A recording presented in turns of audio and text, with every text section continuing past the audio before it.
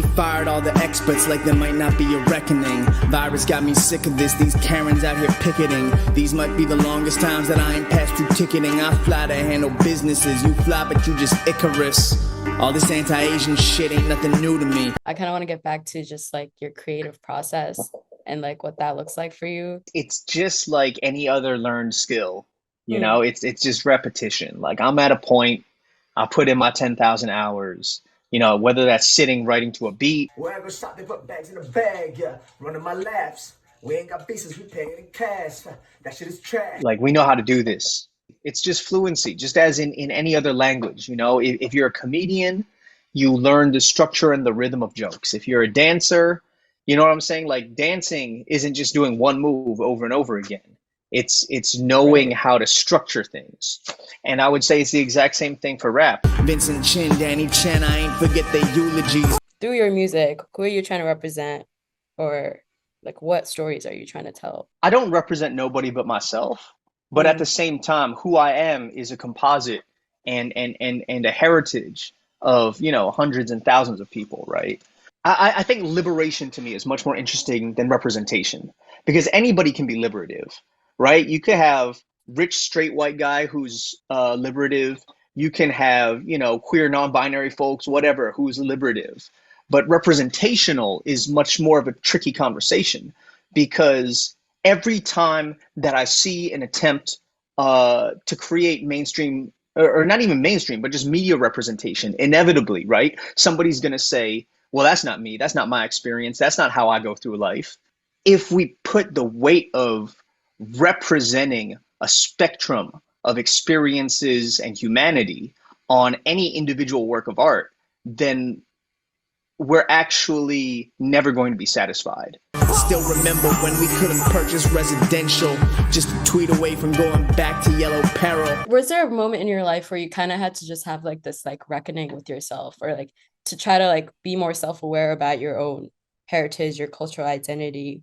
我有个宝宝来给我给拥抱，我没有考高考，哎，我爱我的姥姥，你找到的是我碰到你的头脑。 I was definitely grateful that I was raised in a way where I saw Asian American stories. I wasn't necessarily raised with an Asian Americanist consciousness through my 20s.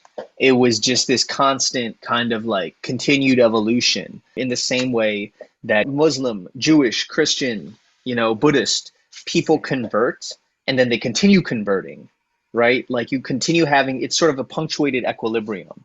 That's sort of what my racial journey has been, of becoming Asian American and then continuing to learn all of these certain inflection points of realizing what it means to be Asian American. Yeah. Yeah. Being kids in hip hop back in the days where, you know, we just gravitated to it.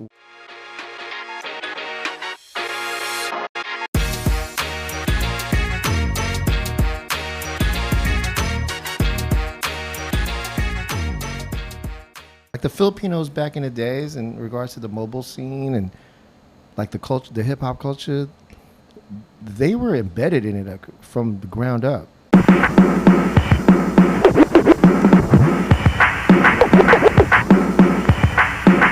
We really wanted to be a part of something. Like we knew it was fresh. Like you knew, you're like, right? Did you feel like it was fresh? Yeah. Whether they were dancers, graffiti writers. Like I said, I was MCing, producing, but the DJs were like the kings.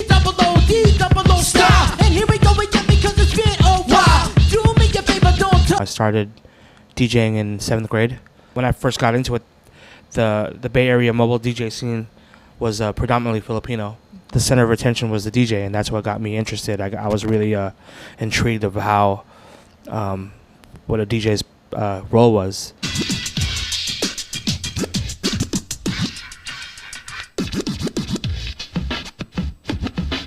I had this group called Raw Soul, and we were very busy. We were very active. At a young age, I had a manager, and I was already writing songs for different like hip hop groups, and I was producing tracks for different hip hop groups. At high school, going full speed with it, where it became like my life. Like, you know, people say you have to eat, sleep, shit, you know, your passion, that's what it was for me. But I was more of like the hype man DJ. For the DJs, the MC. Come on. Who's in the house? Who's in the house? Who's in the house? Who's in the house? Who's in the house? Who's in the house? That's Who's in the house? I was surrounded by OGs. They were all older than me. They schooled me on the culture. That's how I started.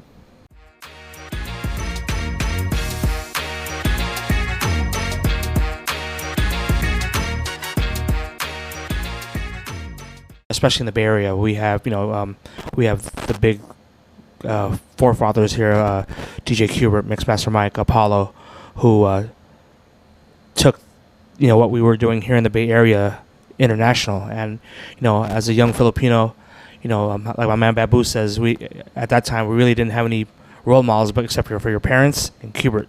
We're lucky enough that we were closely tied with Qbert, Mike, and Apollo. Like we were the youngest. Yeah.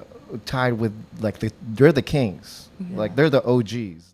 They pretty much set the blueprint for us. So seeing what they were doing is got us inspired. Yeah. And they look like us. Yeah, and they look like us. Yeah. They're doing it, we could do it too. Yeah. So they inspired us to be like, okay, we're fresh too. Yeah. We didn't feel like we weren't part of the culture. They made us want to be part of the culture. Absolutely. Even more.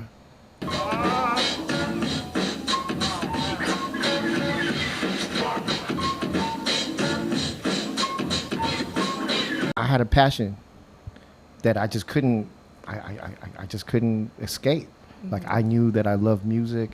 I knew I loved entertainment. And I knew I loved this thing called hip hop and just being creative, and it's something that pulled me and created all these opportunities for me at a young age that I just had to see where it would go.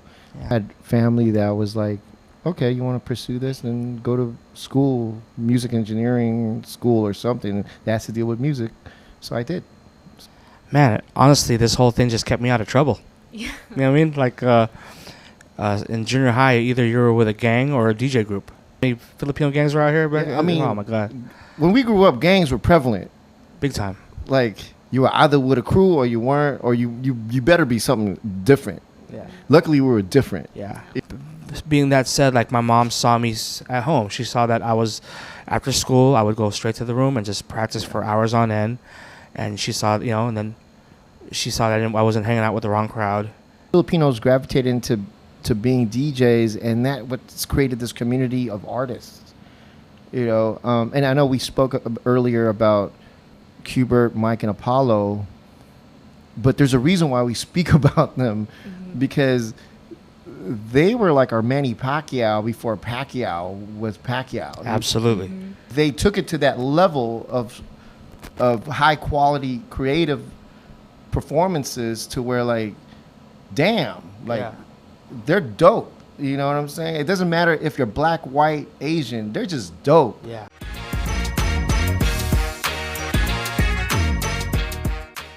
If you're a Filipino American and you want to be, and you have passion for being creative or passion in arts, go for it. And take notes. Yeah. See, you know what I mean? Like, if it's not impossible. It's not impossible. Like you could take it to the highest level. Smoking on the balcony, I'm looking at the bay. Feeling like a Pilo when my DJ drop the bass. Say 10 racks when I fly, that's a guarantee.